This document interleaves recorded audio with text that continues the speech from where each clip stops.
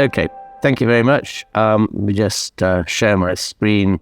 And I'm really going to talk about some of the underpinnings of what the two previous speakers have been discussing, I think. This essentially the mechanisms that involve community bonding in humans and where they come from. So contrary to what I suspect is everybody's contemporary perspective on society, which is something very large and anonymous, our real social world is actually extremely small. It's much more like the picture at the bottom, if you like. And the natural size of human groups is reflected both in our personal social networks and in many aspects of how our world is organized, the world of business and religion and all sorts of other aspects of the world, seems to come down to a grouping of about 150 people, the number that's now known as Dunbar's number, the limit on the number of meaningful relationships you can have. And this reflects the fact that in all small-scale societies, including those of our primate cousins, the central problem of group living is coordination. It's not cooperation. Very often there's a perception that social life is all about engineering cooperation. It's caused a great deal of problems in trying to explain how cooperation could evolve. We've come to realize that actually cooperation is kind of irrelevant. The issue is coordination, how you get everybody on the same page and staying together as they move through the world foraging. And primates achieve that by using bonded dyadic relationships that create a kind of chain integrated network. So a bit like the picture on the bottom right there. If you imagine yourself as the black square at the center of the circle, you have relationships and relationships with relationships, friends of friends, as it were, that fan out through the group as a whole and create a kind of gravitational field that holds the group together. Once you have that in place and you have these bonded relationships, which are relationships of obligation and trust and so on, cooperation actually comes for free. And indeed, all our voluntary cooperations with each other are mostly confined to our personal social networks, i.e. they occur within that 150 social world that we live in, because those relationships are guaranteed by personal trust and personal sense of obligation. Relationships outside that become transactional. They're the kinds of relationships that economists talk about. In the context of our intimate social world, there is no public good dilemma problem. It simply doesn't arise because everything is guaranteed by trust, as it were. So how do primates create their friendships? It's actually what's called a dual process mechanism. It involves two distinct components that use two different pathways, neural pathways in the brain, but which work in tandem with each other and mutually reinforce each other. One is an emotionally intense component based on social grooming, this stuff you can see going on in these two pictures. Social primates spend a lot of time engaged in this activity, and what happens is that it triggers hand movements across the skin and fur, trigger the release of endorphins in the brain, and it's endorphins in the brain which create this sense of trust and warmth, personal warmth, emotional warmth, if you like, and obligation that create friendships.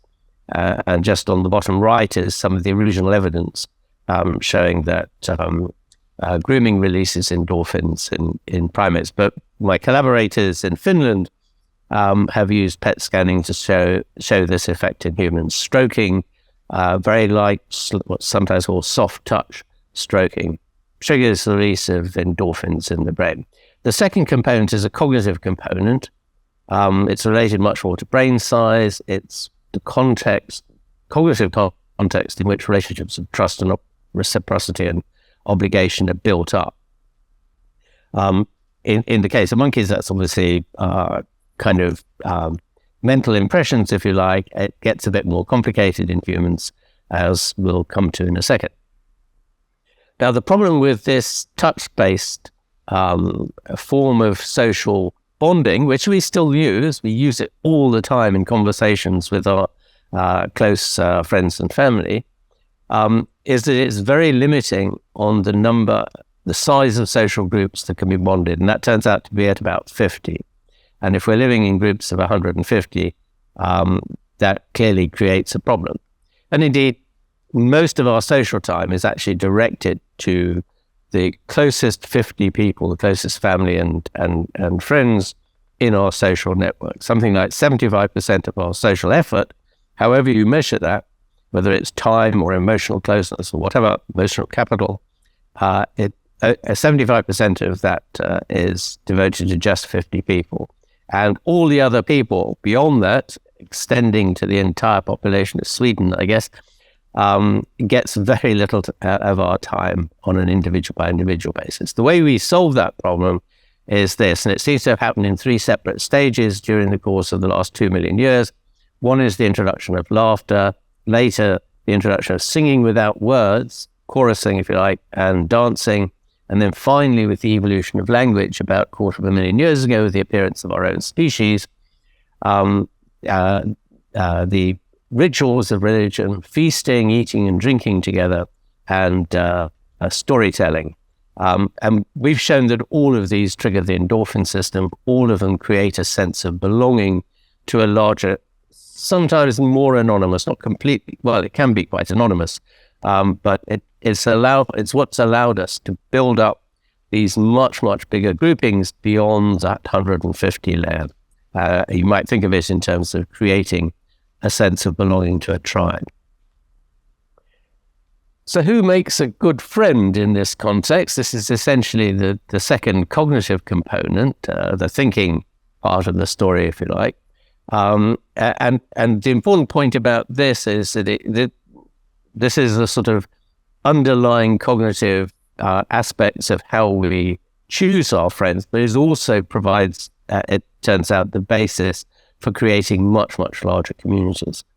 Well, the short answer, as has been discovered really only within the last 15 years maybe, but probably we knew about for the last 200,000 years, intuitively, is that it's all about homophily. We prefer as our friends people who are very similar to us in a whole range of different ways. This is the birds of a feather flock together phenomenon. Now, in the present context, what turns out to be really important is actually a bunch of cultural components, which we've referred to as the 7 pillars of friendship. And these are like a kind of barcode, if you like, a supermarket barcode of who you are as a person and what community you really belong to. And the 7 pillars are having the same language or dialect, coming from the same place. I think that's really much more about where you grew up than where you were born as such. Having the same career trajectory. One of the reflections of that is that it's well known that lawyers only have lawyers as friends, and most of their friends are other lawyers. We always thought that that was because nobody else would be friends with lawyers, but it turns out to be a rather general phenomenon. They've got things to talk about that are of common interest, and that's why they gravitate together. Similarly, having the same hobbies and interests, having the same worldview, which is to say moral view, religious view, political views, and then the 2 surprising ones, if you like, are having the same musical tastes and having the same sense of humor. Having the same musical taste is interesting because actually the 2 factors that have the strongest effect on identifying a possible friend from a complete stranger is actually having the same worldview and having the same musical taste. If you both like the same kinds of music, there's the basis of a friendship there, no matter who you are. All of these actually identify your community of origin. They seem to identify that small group of people within which you learned how to be a member of the community, how to be a person, if you like, but a particular person immersed in a particular community. We think this harks back to the fact that prior to Neolithic settlements, when all humans lived as hunter-gatherers in these very, very small dispersed groups, where the grouping size of 150 was the core unit, this actually identified that core unit, and they would all have been family. So essentially it's identifying people who that you can trust. You know how they think, you know how they view the world, and you don't need to know anymore. You can trust them without even asking who they are. Now, it turns out that within our friendships, the more of these dimensions we have in common with somebody, and these are actual data for named individuals within people's social networks, the higher the emotional closeness, the more altruistic we will be towards them, and so on and so forth. So this is a very, very strong bonding effect. Now, the interesting thing about these 7 pillars, so if you share 7 pillars with somebody, it's a very, very strong relationship. But you can have a 1-pillar relationship, and that has offered us the opportunity to build much, much larger groupings, which are quite weak, if you like, relatively speaking, compared with friendships. And what seems to be especially important in creating that sense of belonging are, we think, origin stories, how we came to be, folk tales and folk customs, which is kind of how we do things here. This is our style, and particularly worldview and religion, the reasons why we do things that are the same. And here, this brings into play some interesting observations that come from looking at the nature of religions, which very much bear back on Andreas's talk, actually. One of the problems with all the big religions, if you look at them, is they constantly fragment. And they fragment because cults and sects constantly bubbling up from below. You can see this in early Christianity, you can see this in medieval Christianity, you can see it in Islam, Judaism, all the big religions, Buddhism, Hinduism, and so forth. What characterizes these cults is they're all very small, typically about 100 to 200 people. They're all built around a charismatic leader.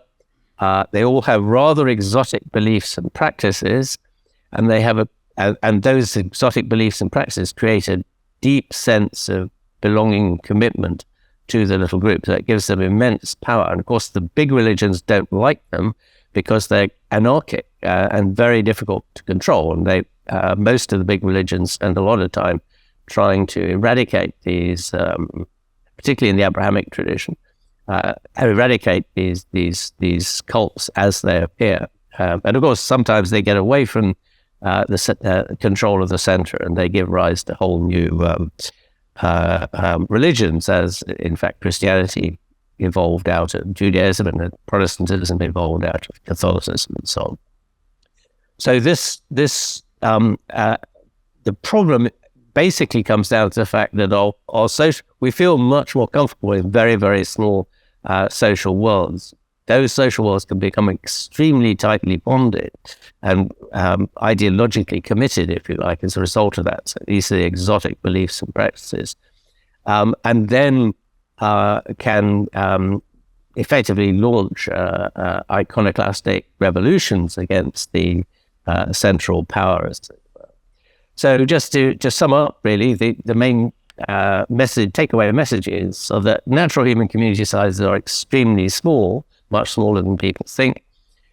We can exploit the mechanisms for bonding these communities to create very large one-dimensional religions, but because those relationships are moderately weak, but they're strong enough to create friendships in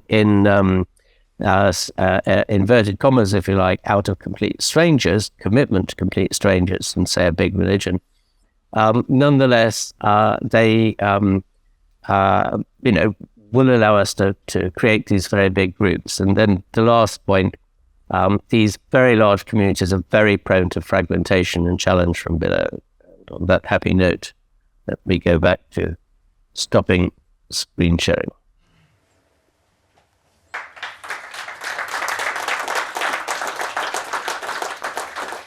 Robin, you say that real groups are maximum 150 people. I have friends who have 2,357 friends on Facebook.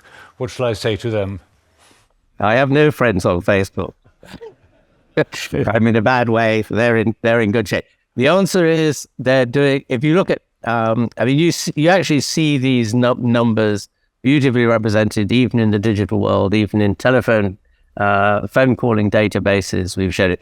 That 150 is the set of people that you have really meaningful relationships. So beyond that are further circles, which are weaker and weaker relationships that you contact less and less until you get to the point where you've signed up people who are just voyeurs on pictures of your breakfast that you care to post.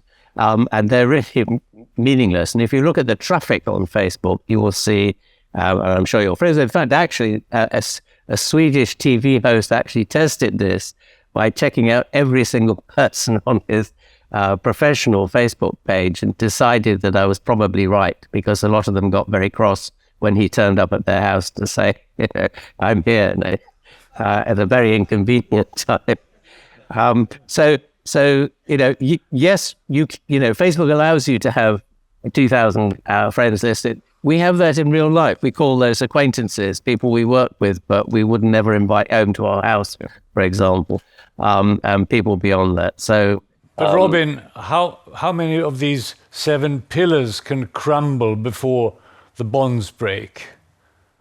That has much more to do with the time you invest in the individual person, rather than the 7 pillars themselves. The 7 pillars themselves are kind of fixed. I mean, because they're cultural, they can change through life, but you adjust those according to the common interests of other people. So your friends may say, "Oh, there's a great new comedian to go and see. Why don't we go to the theatre tonight?"